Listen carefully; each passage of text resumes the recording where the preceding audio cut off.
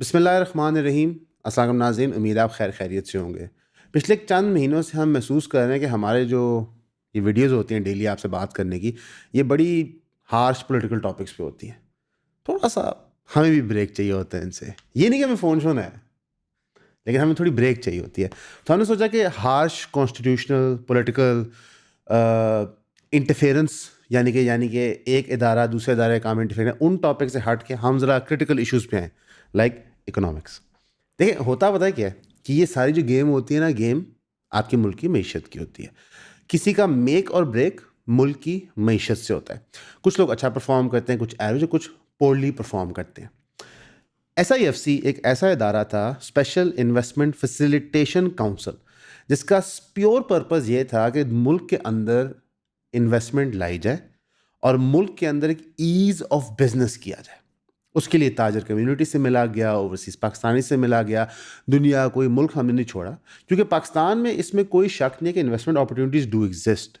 यहाँ पे कई अनटैप्ड रिसोर्सेज हैं जो यूटिलाइज हो सकते हैं। तो इस SIFC का पर्पस था टू फैसिलिटेट इन्वेस्टमेंट। अब एट द सेम टाइम मुल्क ने IMF प्रोग्राम में भी शामिल होना था। तो जब आप इन्वेस्टमेंट मुल्क में अट्रैक्ट कर रहे होते हैं, तो आप अपने मुल्क में कुछ रिलीफ्स क्रिएट करते हैं, आप इंसेंटिवाइज करते हैं कंट्रीज को आके मुल्क में पैसा लेके आने के लिए। जिस तरह दुबई एक टैक्स हेवन है, UAE पूरी दुनिया का पैसा अपने लिए अट्रैक्ट करता है क्योंकि वहाँ पे वो इनकम टैक्स नहीं चार्ज करते। इसका मतलब है कि आप जो भी वहाँ प्रॉफिट्स कमाएंगे, जो आपका रहन सहन होगा, उस पर मिनिमलिस्टिक टैक्सेशन होगी। इनफैक्ट GST का कॉन्सेप्ट वहाँ रिसेंटली इंट्रोड्यूस हुआ है, वही GST जो हम लोग पता नहीं बचपन से भर रहे हैं। तो इस वजह से वहाँ पैसा खींचा आता है। तो एक तरफ आपने SIFC बनाई और दूसरी तरफ आप IMF प्रोग्राम में चले गए और तीसरी तरफ आपने लोकल बैंक से कर्जे लेना शुरू कर दिए। ये आपने बना दी खिचड़ी, यानी कि जब किसी का पेट खराब होता है तो खिचड़ी खिलाई जाती है, एक सॉफ्ट फूड होता है। तो इन तीन सॉफ्ट फूड्स के अंदर आवाम को एक डोज दी गई कि आप इकोनॉमिक टर्न अराउंड एक्सपेक्ट कर सकते हैं। रियलिटी कुछ ऐसे है कि IMF के जो शराइत आते हैं वो एक टिपिकल बैंक के लोन रिकवरी के होते हैं कि हमने आपको XYZ टास्क के लिए पैसे दिए है, वो बिजनेस या काम ऐसे सेटअप होगा, आपकी रिकवरीज ऐसे होंगी, लिहाजा इस फ्रेमवर्क में आप पैसे में वापस करें। अब IMF की शराइत देखते हुए आपको ऑटोमेटिकली जो टैक्सेबल चीज़ें होती हैं वो इंक्रीज़ करनी होती हैं, चाहे डायरेक्ट टैक्सेशन हो या इनडायरेक्ट टैक्सेशन हो। तो रियासत को वो पैसे इकट्ठे करने हैं। रियासत कोई फैक्ट्री तो है नहीं जो माल बना रही, जो माल महंगा बिक रहा है। तो IMF की पॉलिसी में टैक्सेशन इंक्रीज कर जाती है, तो SIFC का चांस ऑफ सक्सेस कम हो जाता है। फाइनेंस मिनिस्ट्री ने अब खुद एडमिट किया है कि ट्रांसपेरेंसी गैप्स हैं इसी प्रोजेक्ट के अंदर, यानी कि SIFC के अंदर ट्रांसपेरेंसी गैप्स हैं। वो क्या है बेसिकली कि IMF एक तरफ प्रेशर डाल रहा है आप पे क्रैकडाउन करने के लिए कि आप कहीं भी टैक्स एग्जेम्पशन नहीं दे सकते, टैक्स रिलीफ नहीं दे सकते। अभी हमने जो EVs पे यानी कि इलेक्ट्रिक व्हीकल्स पे टैक्स रिलीफ दिया था IMF, वो भी हटवाने के चक्कर में। तो यहाँ पे मिनिस्ट्री की 240 पेज के डॉक्यूमेंट ने खुद ये दिखाया है कि systematic disclosure particularly regarding tax concession policy exemptions और रेगुलेटरी रिलैक्सेशंस, ये वो चीज़ें हैं जो क्लैरिफाइड नहीं है SIFC की तरफ से। और यही बात जो SIFC के national coordinator lieutenant general Sarfaraz Ahmed है, उन्होंने भी हाईलाइट किया था कि कोई भी फॉरेन इन्वेस्टमेंट लाने के लिए हमें उन्हें कुछ देना होता है other than the business itself. क्योंकि आप ये अंडरस्टैंड करें कि एक व्यापारी है, उसके सामने 200 से ज़्यादा मुल्क हैं जो उसको बुला रहे हैं कि आ जाओ हमारे मुल्क में आ जाओ। हर मुल्क कोई ना कोई बिजनेस ऑफर कर रहा है कि आप हमारे मुल्क में X कर लें, Y कर लें, Z कर लें। लेकिन पाकिस्तान ऐसा क्या यूनिक ऑफर कर रहा है, और अक्सर औकात इन डील्स में वो tax exemptions, tax rebates, investment flow कराने के टर्म्स ईजियर, आउटफ्लो कराने के टर्म्स ईजियर, ये होते हैं। तो हम ये नहीं कर सकते। तो लिहाजा आपने इससे क्या सीखा? मैंने इससे ये सीखा कि SIFC अपना बुनियादी काम नहीं कर सकी, कि IMF की पॉलिसी काउंटर इंटुइटिव है टू दी SIFC की बुनियादी फलसफा। अस्सलाम वालेकुम वरहमतुल्लाहि वबरकातुहू। नया साल आपको मुबारक हो। मेरी जो रिसर्च टीम है और मेरे जो साथी हैं, जो एडिटर्स हैं, हमारे सलमान साहब हैं, इन सबको ये ख्याल और गुमान है, और कुछ मुझे भी है, कि शायद सोशल इश्यूज़ पे, मुल्की मसाइल पे, इंसानी मसाइल के ऊपर मैं अच्छी बात कर लेता हूँ और मुझे थोड़ी सी दस्तरस है। तो इन सब की पुरजोर फरमाइश है एंड स्पेशली आप चाहने वालों और प्यार करने वालों की भी है, क्योंकि कुछ जो मेरी वीडियोस वीलॉग्स बने और जो रील्स बनी वो बहुत वायरल हुई, बहुत पसंद की गई। तो ये मुझ पर एक दबाव है, एक ख्वाहिश है सब की तरफ से, जिसके आगे मैं सर तस्लीम खम करता हूँ। अनकरीब आप मेरी वीडियोस को सोशल इश्यूज़ के ऊपर मुझे बात करते हुए, मुल्की मसाइल पे बात करते हुए, अनसंग हीरोज़ के बारे में, ऐसी चीज़ें जो हम भूल चुके हैं, जो हमारी तारीख़, हमारी विरासत, हमारी सकाफ़त का हिस्सा हैं, उन पर बात करते हुए आप देखेंगे। तो वो हम ईऑन वाइब्स के चैनल पे और उसके इंस्टाग्राम पे लगाएंगे। तो मुझे उम्मीद है कि आप उन्हें पसंद करेंगे, अपने कमेंट्स देंगे। आज भी नीचे कमेंट कीजिएगा और बताइएगा कि ये ख्याल हमारा ठीक है, क्योंकि टीम कन्विंस्ड है। इनके साथ साथ वैसे आपस की बात है, मैं भी शायद कन्विंस्ड हूँ कि मैं को थोड़ी सी अच्छी और बेहतर बात कर लेता हूँ इन अमूर के ऊपर। अभी इस सब पे सोने का सुहागा ये है कि आप बेसिकली लोकल बैंक्स के सर पे सरकार चला रहे हैं कि वो आपको पैसा दे ही जाएंगे, आप रियासती काम करते जाएंगे। तो ये एक जो इकोनॉमिक रिकवरी एजेंडा था SIFC का, वो नहीं काम कर पा रहा। जो दूसरा था IMF, वो नहीं काम कर रहा, और आप नया डेट अक्रू कर रहे हैं। मैं कहा आज जो डिप्रेशन का डोज है आप वो ज़रा मुख्तलिफ अंदाज में दें। रोज़ सेम अंदाज में देते हुए मुझे भी दिक्कत होती है। अब इसके असरात क्या आते हैं? आप सोचेंगे ठीक है यार, लोन तो पहले भी सरकार लेती थी, और बहुत सारे दानिश्वर कमेंट सेक्शन में कहते देखिए ना, अमेरिका का तो ट्रिलियंस ऑफ डॉलर्स का डेट है, उनका मुल्क भी तो ऑपरेट करे। बड़ी आपने अच्छी बात की। आपको और मुझे क्या दिक्कत होती है? इन्फ्लेशन। वीकली इन्फ्लेशन सर्जिस के मुताबिक 3.2% सेंसिटिव प्राइस इंडेक्स में इंक्रीमेंट आ गया। इसका क्या मतलब है? इसका मतलब है कि गंदम, चीनी, चावल महंगे हो गए। अब लास्ट मैंने चेक किया था तो आमदनी बढ़ी नहीं है, बल्कि जब हम आज सुबह संडे का क्लिप रिकॉर्ड कर रहे थे, सलमान ने एक बड़ा मासूमाना सवाल पूछा, भाईजान 2 महीने हो गए सी प्रॉफिट से नहीं है? मैं कहा नहीं है। तो ओवरऑल आमदनी तो इंक्रीज कर नहीं रही, पर कमोडिटीज़ की प्राइसेस इंक्रीज कर रही हैं। अब आप कहेंगे जी कमोडिटी की प्राइस क्यों इंक्रीज कर रही है? You have asked a very good question. वो जो हमने आपको शुरू में बताया था ना कि आप कर्जा ले रहे हैं, IMF के शराइत फॉलो कर रहे हैं, ये एक पार्ट है। दूसरा पार्ट ये जो आपने वीट की एक कैप प्राइस होती थी सरकार की, माफ दी, वो ख़त्म कर दी, जिसकी वजह से आड़तियों ने माल सस्ता ख़रीदा, जिसकी वजह से अगले साल लोगों ने गंदम कम लगाई। सोने पे सुहागा, मुल्क के अंदर फ्लड आ गया, उस फ्लड की वजह से क्रॉप डेवस्टेशन हुई। और फिर शुगर के केस में थोड़ा मुल्तान जाना पड़ता है समझने के लिए, लेकिन एक शुगर कार्टेल पाकिस्तान में ऑपरेट कर रहा है जो बियॉन्ड पार्टी लाइंस ऑपरेट करता है। एक खुशाइन बात बिजनेसमैन की क्या होती है कि उनको ये परवाह नहीं होती कि आप नून के हैं, PPP के हैं, PTI के हैं, या मुल्क के हकीकी मालिक हैं। वो सबके साथ कारोबार करने को तैयार होते हैं। तो ये कुछ वजूहात हैं कि आपका ये इंक्रीमेंट आ रहा है। अब आप कहेंगे यार अच्छा ये 3 ही कमोडिटीज़ हैं इनकी प्राइस इंक्रीज़ की है। नहीं सर, मैं आपको डिटेल देता हूँ। फ्लावर की 5.07% इंक्रीज़ किया, ये बताए वीकली रेट है, this not a monthly rate है, ये वीकली 5% इंक्रीज़ हुआ। चिकन की 2.86% हुई, गार्लिक की 2.44, चिली पाउडर की 1.01, LPG की 0.88, टी की 0.73, शर्टिंग की 0.61, शुगर की 0.58, ब्रेड की 0.51, राइस बासमती ब्रोकन की 0.41, फायरवुड की 0.25। अगर आप एनुअल बेसिस पे इसको देखना चाहें तो मेरे ख्याल है वो भी जायज़ होगा। उसके अंदर जो आइटम्स हैं इनकी प्राइस इंक्रीज़ हुई हैं, उसके अंदर वीट फ्लावर की 31.12, gas charges for Q1 29.85, beef 13.15, chilli powder 11.43, sugar 11.18, केले और फायरवुड 10.5 ईच, गुड़ 10.5, powdered milk 9.51, shirting 8.73, lawn printed 8.29, अंडे 8.03। ये 21 आइटम की प्राइसेस ऊपर गई। अब इस सब के अंदर रियासत क्या इनको एड्रेस करना चाह रही है? क्या आप किसी सियासतदान की प्रेस कॉन्फ्रेंस देखेंगे? चलें ये छोड़ दें, हम सबको पता है कि पंजाब के अंदर अज़मा बुखारी साहिबा is in charge of PR, ठीक है, वो अक्सर बयानात देते हैं। क्या आप मुझे बता सकते हैं कि रेलेवेंट बंदा कौन है नून लीग का जो इंचार्ज है प्राइस कंट्रोल के लिए? मैं आपको टाइम देता हूँ, किसी को नहीं पता। क्यों? हमारे पॉलिटिशियंस हिस्टोरिकली यही करते हैं कि जो अवाम के इश्यूज होते हैं उनसे नज़र हटा कर रखें, जो आपको रोज़मर्रा अफेक्ट करते हैं, और मैक्रो इश्यूज पे आपकी नज़र रखें। अच्छा, आज के दानिश्वर आपको कहते हैं ना, देखें आप माइक्रो पे फोकस करें, मैक्रो को छोड़ दें। लेकिन अकल का ये तकाज़ा है कि आप दोनों को देखें कि जिनका रिलेशन होता है आपस में। वो क्या रिलेशन होता है मैं आपको समझाता हूँ। हमारे मुल्क के अंदर कभी भी एक इंडस्ट्री पे जब प्रेशर आता है तो उसके लिए रिलीफ डायरेक्ट रूट से क्रिएट नहीं किया जाता। लेट्स से कि हमारे जो किसान हैं, एग्रीकल्चर सेक्टर के लोग हैं, उनको तकलीफ हुई, गवर्नमेंट ने प्राइस कैप ख़त्म किया। उनको प्रॉब्लम हुई यूरिया महंगा होगा, उनको प्रॉब्लम होगी बिजली महंगा कर गया। अब रियासत तक पहुंचने के लिए उनको पहिया इजाद करना पड़ता है। पहले वो अपने MPMNA के पास जाते हैं, वो घास नहीं डालते, फिर वो एहतजाज करते हैं चीफ से सुन ले तो सुन ले, लेकिन एक्चुअली वो फिर इवेंचुअली पिंडी पहुंचते हैं। उनको समझ आता है कि ताकत यहाँ से फ्लो करती है। इसकी मिसाल क्या है कि चीफ ऑफ आर्मी स्टाफ खुद जाके जब कराची के ताजरों को मिलते हैं तो ताजरों को फील होता है कि कुछ हो सकता है। मेयर ऑफ कराची नहीं, CM सिंध नहीं, प्राइम मिनिस्टर पाकिस्तान नहीं, जब चीफ ऑफ आर्मी स्टाफ खुद जाते हैं। इसकी वजह से, इस इनडायरेक्ट पावर एक्सेस की वजह से मामला डिले होते हैं, नुकसानात होता है और खरबों का नुकसान हो जाता है। आपके मुल्क के अंदर 140 से ज़ायद फ्लावर मिल बंद हो गई है, लेकिन किसी को कोई फ़र्क नहीं पड़ रहा। क्यों? फ्लावर मिल एसोसिएशन अपनी पिटिशन लेके मुतलका एरिया में जाती है, वहाँ कोई नहीं सुनता, कोर्टों में जाती है, वहाँ कोई नहीं सुनता। अब फ्लावर मिल एसोसिएशन वाले अगर चीफ तक पहुँच जाए तो शायद उनकी बात सुनी जाए। इसकी एक और मिसाल ले लें, डकी भाई को एक जेन्युइन केस के अंदर पकड़ा जाता है और फिर जो उनके साथ इलीगल एक्टिविटी अंदर परफॉर्म होती है उनको कोई रिलीफ नहीं आता नज़र जब तक कि MI इन्वॉल्व नहीं होती। तो आपके मुल्क में एक इनडायरेक्ट निज़ाम बन गया। आप बात समझ रहे हैं?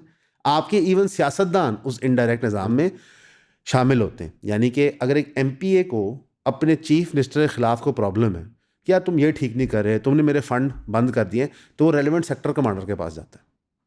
इवन पॉलिटिशियंस वो प्रोसेसेस नहीं यूज़ करना चाह रहे।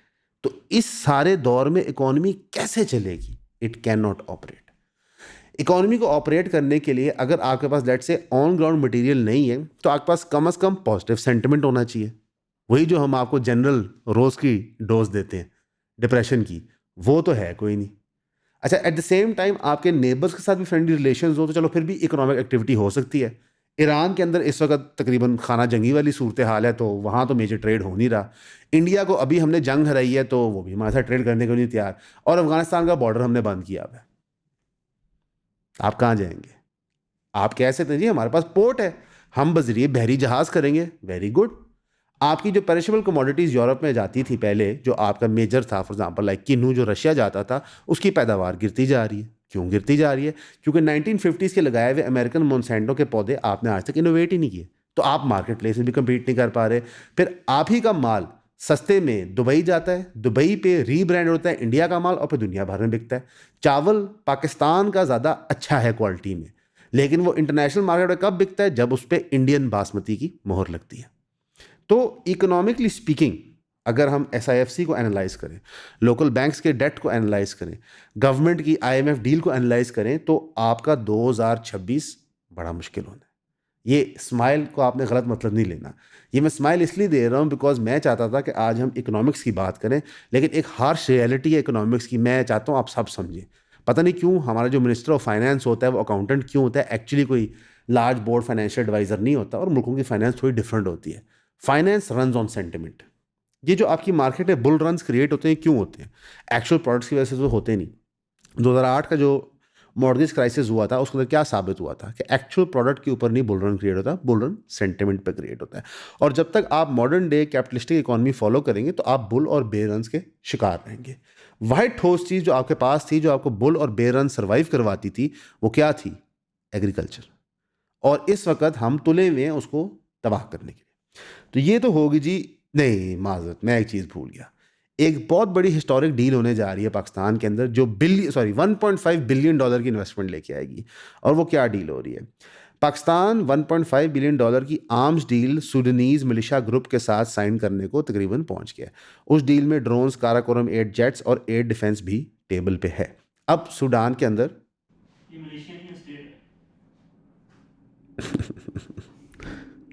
ये जो पीछे से कैमरे के पीछे से साथ देखा, ये मिलिशिया नहीं स्टेट है। चले मैं वजाहत फरमा देता हूँ। ये वो स्टेट है जो सऊदी अरेबिया बैक करता है, और जो स्टेट UAE बैक करता है, जिसको वो भी हरा रहे हैं वहाँ पे, वो स्टेट नहीं है। कहानी समझ गया आप? मेरा कुत्ता टॉमी, थोड़ा कुत्ता कुत्ता। रियलिटी ये है कि सूडान के अंदर एक सिविल वॉर की कैफियत है, backed by 2 different Muslim countries. और सऊदी अरेबिया वाली साइड जो बैक कर रही है, उनको हम ये वेपन्स बेचने जा रहे हैं। हमने बचपन में फिल्में देखी थी कि अमेरिकन वॉर मशीन अफ्रीका के अंदर कूज जनरेट करती है और फिर उनको वेपन्स भी सप्लाई करती है लड़ने के लिए। तो मैं खुश हूँ कि पाकिस्तान भी इस गेम में शामिल हो गया। इसके तहत पाकिस्तान 1.5 बिलियन डॉलर्स कमा सकता है। अब ये वाहिद न्यू कैपिटल डील है बाय द वे, ना आपकी फौजी ग्रुप के शेयर्स की न्यू कैपिटल डील है, ना ही जो आपकी जहाज़ों की बात सऊदी अरेबिया से वो न्यू कैपिटल डील है। न्यू कैपिटल डील का क्या मतलब है? नया पैसा। जो पैसा ऑलरेडी आ चुका है वो तो डेट एडजस्टमेंट में था। यानी कि अगर हमें लेट से सऊदी अरेबिया का $3 बिलियन देना था और उनको हम पैसे वापस नहीं करते, उनको जहाज़ दे दें $3 बिलियन के, तो वो न्यू कैपिटल काउंट नहीं होगा। तो ये सब कुछ चल रहा था। अब इसी सब के दौरान एक मेजर इकोनॉमिक एक्टिविटी हुई। PSL ने 2 फ्रेंचाइजेस बेची। सियालकोट ने पहली PSL फ्रेंचाइज खरीदी 1.85 बिलियन रुपीस के लिए और हैदराबाद ने 1.75 बिलियन के लिए, यानी कि तकरीबन 1/5 ऑफ PIA की वैल्यू की सिर्फ PSL की टीमें बिकी हैं। जी, $10 बिलियन दे के आप PIA खरीद सकते हैं, लेकिन तकरीबन 2 अरब रुपए दे के एक क्रिकेट की लीग की टीम खरीद सकते हैं। जब आप इस स्पेक्ट्रम में ऑब्जर्व करते हैं कि PIA के साथ हुआ क्या है, तब आपको बात समझ आती है। बहरहाल इसके अंदर ऑजी डेवलपर्स ने बिडिंग वॉर जीती सॉफ्टवेयर कंपनी I2C से, और उन्होंने जाके खरीदी, केडी टीम खरीदी उन्होंने सियालकोट की, और FKS ग्रुप ने हैदराबाद की टीम खरीदी। बड़ी अच्छी बात है, हमारी ज़िंदगी को ज़ीरो फ़र्क पड़ता है। लोग कहेंगे इससे इकोनॉमिक एक्टिविटी क्रिएट होगी सियालकोट के अंदर और हैदराबाद के अंदर।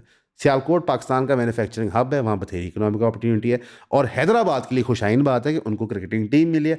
अब लोग एक्चुअली सिंध में अंडरस्टैंड करेंगे कि हैदराबाद एक प्रॉपर बड़ा शहर है। तो ये थी जी, मेरा ख्याल है, नहीं माजरत चाहता हूँ, एक और चीज़ में रहेगी। प्राइवेटाइजेशन कमीशन कह रहा है कि अब PIA के ग्रेट सक्सेस के बाद हमें इस्लामाबाद एयरपोर्ट भी चाहिए। इस्लामाबाद एयरपोर्ट लॉस में नहीं है, लाहौर एयरपोर्ट लॉस में नहीं है। एयरपोर्ट रनिंग रेयरली लॉस में होती है। इनफैक्ट आपको बहुत स्पेशल लेवल ऑफ डम होना होता है उनको लॉस में लाने के लिए। अब इनको वो क्यों करना चाह रहे हैं, ये सिर्फ प्राइवेटाइजेशन कमेटी को पता है। अभी तक उन्होंने अनाउंस नहीं किया। बाज़ाहिर वो ये बताते हैं कि ये स्मूदर ट्रांजैक्शन होगी विद जो नेशनल कैरियर था, अब उसको नेशनल कैरियर कहना गलत होगा, अब जो प्राइवेट कैरियर बना है उसके साथ।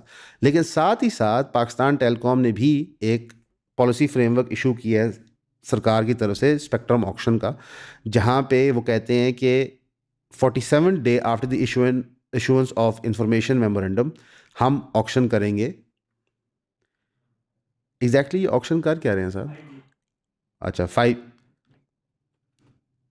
बड़ा अच्छा फरमाया साहब ने। ये जो 5G ऑक्शन करने जा रहे हैं, इनसे पहले पूछा जाए कि जेडे 4G 3G के पैसे आ गए। टेलीकॉम कंपनीज इस वक्त सरकार की मकरूज हैं। इन्हीं टेलीकॉम कंपनीज को अब कहा जा रहा है कि आप शामिल हो जाएं 5G के ऑक्शन में। 5G मेरा और आपके लिए तो बहुत अच्छा है, ये सस्ते में हमें प्रोवाइड कर देंगे, लेकिन रियासत कोई पैसे नहीं कमाएगी। और इसमें रियासत ने क्लैरिटी दी है कि क्योंकि PTCL, यूफोन और टेलीनॉर अब बेसिकली एक ही कंपनी है, तो वो एज वन पार्टिसिपेट करेंगे और जोंग और जैज़ एज सेपरेट, यानी कि 3 लोग बेसिकली बिड करेंगे और इसके तहत नया पैसा आएगा। कमाल। अब मैं आपको ये आसान अल्फाज में समझाता हूँ। मैं गवर्नमेंट हूँ, सलमान एक कंपनी है। सलमान ने आके मेरे साथ 10 रुपये का बिज़नेस तय किया, मुझे 2 रुपये दिए और 8 रुपये नहीं दिए। सलमान को रिवॉर्ड करने के लिए मैं सलमान को एक और बिज़नेस देता हूँ 20 रुपये का, ताकि सलमान मुझे फिर 2 रुपये दे और बाकी 18 रुपये दबा दे और अन्नेवाह प्रॉफिट कमाए। वैसे आपको कभी लगता है साद और सलमान भाई के इन लोगों को आखिरत का डर है? क्योंकि ये जो प्राइवेटाइजेशन के मामलात हैं ये बियॉन्ड PDM है। मतलब ये PTI में भी सच थे, नून में भी सब में सच थे। मुशर्रफ दौर में हमने बड़े बेहुदा देखे, 90s में बड़े बेहुदा देखे प्राइवेटाइजेशन। ये तो अनफॉर्चुनेटली मुल्क को खा लेंगे।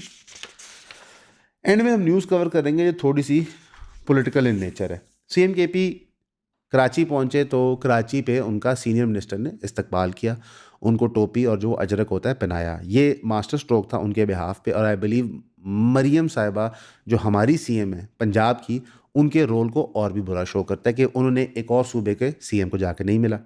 अब उनकी संडे की सुबह बताया जाता है कि नाश्ते की मुलाकात कराई जाएगी चीफ मिनिस्टर सिंध से भी। कराची एंटर करते ही उनका बहुत बड़ा इस्तकबाल हुआ था, क्योंकि पीपल्स पार्टी ने बड़ा क्लियर किया था कि हम कोई भी डेमोक्रेटिक एक्टिविटी नहीं रुकेंगे। तो उसकी वजह से आपको नज़र आया कि हज़ारों की तादाद में लोग एयरपोर्ट से लेके हर मकाम तक जहाँ जहाँ कॉल थी वहाँ पहुँचे। एक तजिया नगार है मुनीफ फारूक भाई, उनसे हम मिले हुए भी हैं, उनकी हम इज़्ज़त भी करते हैं। उन्होंने फरमाया असल में ना कराची में पश्तून कम्युनिटी बहुत है। अगेन ये जो एक सिली एजेंडा है नून लीग का या कुछ सहाफ़ियों का, ये कहना कि ये एक सूबे की पार्टी है, ये नॉनसेंस है। आप पंजाब में फस्तायत थोड़ी सी कम करें, 2 को डिग्री कम करें और फिर CM KPK से लाहौर आए तो आप हैरान और परेशान हो जाएंगे। रियलिटी ये है कि CM KPK को एक अच्छे फिगर के तौर पे देखा जा रहा है। एक उस पर बैकेज कोई नहीं अटैच, यंग बंदा है। फाइनली जो इमरान खान का एक कॉन्सेप्ट था जो वो बार बार कहते थे लेकिन करते नहीं थे कि जनाब हमने नई शक्लें सियासत में लेके आनी है। चले मुराद सही टू सम एक्सटेंट नज़र आता था, लेकिन ये बंदा सुहेल तो बिल्कुल याद समझे न्यू शक्ल है। बिफोर इसके सीएम बनना मेरे ख्याल नहीं है 99.99% पीटीआई के फॉलोअर्स को जानते भी थे ये कौन है, कहीं भी आपको नजर नहीं आता। तो वो आए तो लोग इस पे खुश हैं और कराची ने बहुत बड़ा वार्म वेलकम दिया है। और उसके बाद एक चीज़ नज़र आती है, अब ये मेरा ज़ाती तज्जिया है, आई डोंट थिंक इसके लिए कोई फैक्ट है, जस्ट हंच और फीलिंग। हमारा मुल्क डीप स्टेट चलाता है, ठीक। डीप स्टेट ने पंजाब में पंजाब गवर्नमेंट का क्रैकडाउन करो, सिंध में उन्होंने खुली छूट दी। गंदा कौन हुआ? पीएमएलएन। पीपल्स पार्टी की हमेशा एक पॉलिसी रही है कि इक़्तिदार में रहते हुए भी, इक़्तिदार के मज़े भी लेते हुए, इक़्तिदार का जो गंद होता है अपने पे गिरना ना दो। और ये मास्टर स्ट्रोक था उनका, इसको रिसीव करना, और यही पीएमएलएन को करना चाहिए था यहाँ पे। इवन अगर आप महमूद खान अचकज़ई की कॉन्वर्सेशन देखें जब से वो लाहौर आए हैं, तो वो बार बार नवाज शरीफ साहब को कह रहे हैं, इशारा कर रहे हैं कि हजूर सरात मुस्तकीम पे आ जाएं। निजी जर्नलिस्ट की मीटिंग में जहाँ पे मंसूर अली खान साहब भी थे, सुहेल वाहिद साहब भी थे, कई और लोग थे, ये गालबन हबीब अकरम साहब के घर पे हुई थी नशिस्त। उस नशिस्त के अंदर बार बार उन्होंने कहा कि मिसाक जमहूरियत मैंने करवाई थी, मैंने इन सबको रीच आउट किया था। अब मैं दोबारा वो चीज़ कर रहा हूँ। तो साफ़ी ने सवाल पूछ भी लिया था, मंसूर अली खान साहब ने रिपोर्ट किया कि सर अभी भी आप नवाज शरीफ ज़रा सा टच में, तो उन्होंने कहा मैं हो भी सकता हूँ, टच में हूँ। अब रियलिटी ये है कि इसके बावजूद नून लीग ने बहुत ही नेगेटिव तरीके से सीएमकेपी को रिसीव किया था और सिंध ने नहीं किया। पीपीपी को वो ब्राउनी पॉइंट्स मिलेंगे। आप already heat intensity towards PMLN increase होते हुए देख रहे हैं। अब मैं ज़्यादा इस पर तज्जिया नहीं करना चाहूँगा, फ्रैंकली स्पीकिंग ये सिर्फ मफरूज़े या बातें होती हैं, लेकिन बज़ाहिर इमेज ये सामने आता है। लेट्स सी कंक्लूजन क्या निकलता है उनके जर्नी का। अब सोने पे सुहागा, अगर प्रोविंशियल लेवल पे पीएमएलएन ने खच मारी थी, तो फेडरल लेवल के ऊपर पीएमएलएन ने कहा हम पीछे क्यों रहे। फेडरल मिनिस्टर फॉर इंफॉर्मेशन ताड़ साहब ने खैबर पख्तूनख्वा गवर्नमेंट को क्रिटिसाइज़ किया कि, और साथ उन्होंने क्या कहा, और आई कैन नॉट बिलीव ये बात हो रही है 2026 में, उस सूबे के बारे में जिसने पूरी दहशतगर्दी का ब्रांड अकेले अपने सर पे लिया था। उन्होंने कहा कि जनाब PTI has secured an exemption from attacks from TTP, यानी पीटीआई को छूट है टीटीपी की तरफ से, आप जो मर्जी करें। मैं चाहता हूं कि ये जो पूरी कॉन्वर्सेशन है ना कि टीटीपी को दोबारा बसाया पीटीआई ने, उसको once and for all to bed put कर दें। जब टीटीपी के लोगों को स्वात के एरिया में रीपॉपुलेट किया जा रहा था, तो मुराद सईद के बयानात मौजूद हैं, मिनट्स ऑफ द मीटिंग मौजूद हैं, जो गवर्नमेंट इस वक्त रिलीज़ नहीं कर रही कि जनाब ये क्या हुआ था। उस वक्त के डीप स्टेट ने किया था, ठीक। जितने ऑपरेशंस हुए हैं इन इंस्टॉलेशंस को टेररिज्म की रिमूव करने के लिए, उसका सारा ब्रांड केपीके के लोगों ने फेस किया। ये वही केपीके के लोग हैं जिन्होंने तीसरी दफ़ा इमरान खान को इलेक्ट किया है। तो क्लियरली ये अस्यूम करना कि पीटीआई के ऊपर टीटीपी ने हमले के लिए is ridiculous, it is almost retarded. सैकड़ों मसाले मौजूद हैं जहाँ पे पीटीआई के लीडर्स को केपीके के अंदर टीटीपी, दाइश और तंजीमों ने टारगेट किया। दहशतगर्दी की एग्जामिशन किसी के पास नहीं है, क्योंकि दहशतगर्द फंडामेंटली हर उस बंदे को अटैक करेगा जो उसकी पावर विसिनिटी में होता है। तो आई थिंक ये absurd है, ताड़ा साहब को ये बात नहीं करनी चाहिए थी, लेकिन मैं उनकी मजबूरी भी समझ सकता हूँ। क्योंकि अगर मुल्क की इकॉनमी रिकवर ना कर रही हो, आपका पब्लिक इमेज रिकवर ना कर रहा हो, आप जंग जीतने के बावजूद नैरेटिव ना विन कर सकते हो, दुनिया के अंदर आपको नज़र आ रहा है कि ट्रंप और अमेरिका की फस्तायत आपके बॉर्डर तक पहुँच गई, ये ईरान आपके बॉर्डर पे है, तो आप भी घबराएंगे। अभी भी वे फॉरवर्ड फॉर पाकिस्तान यही है कि मुल्क में जमहूरियत नाफज की जाए और फंडामेंटली जो हमारे दिलों में से एक दूसरे की मोहब्बत ख़त्म हुई है वो वापस उजागर की जाए। मोहब्बत का ये मतलब नहीं कि हमारे सियासतदान आपस में मोहब्बत शुरू करते हैं, वो तो कभी भी नहीं करेंगे। हम एज अवाम एक दूसरे से मोहब्बत नहीं करते। हम सिंधी से नफ़रत करते हैं क्योंकि वो सिंधी है, मुहाजिर से क्योंकि वो मुहाजिर है, पंजाबी से क्योंकि हम समझते हैं उन्होंने रिसोर्सेस सारे ले लिए। मैं हमेशा ये बात हम करते हैं इस चैनल के ऊपर कि हमारे मुल्क में दो क्लासेस हैं, अमीर और बाकी सब। हम सब बाकी सब में आते हैं, तो लिहाजा एक दूसरे से प्यार करें। हमारा दुख दर्द एक ही है। हमेशा की तरह आपका सुनने का शुक्रिया।